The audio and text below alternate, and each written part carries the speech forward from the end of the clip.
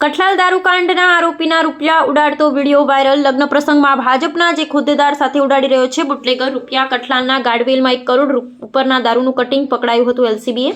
આ દારૂકાંડમાં એક પીઆઈ અને એક કોન્સ્ટેબલ કરાયા હતા સસ્પેન્ડ. એલસીબીના 2 કોન્સ્ટેબલનું જિલ્લા બહાર થયો હતો ડીઓ. પોલીસે ધરપકડ કર્યા બાદ પિન્ટુ ઉર્ફે પ્રતિક ડાભી નામનો આરોપી પોલીસ જાપ્તામાંથી પણ થયો હતો ફરાર. ત્યારબાદ આરોપીને કપડવંજ ખાતેથી કરવામાં આવી હતી ધરપકડ.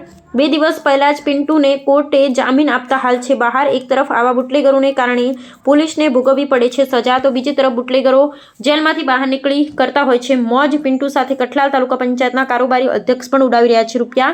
શ્રવણ ડાભી છે કઠલાલ તાલુકા પંચાયતના કારોબારી અધ્યક્ષ. શ્રવણ ડાભી અગાઉ આવી ચૂક્યો છે જમીન પચાવી પડવાના વિવાદમાં.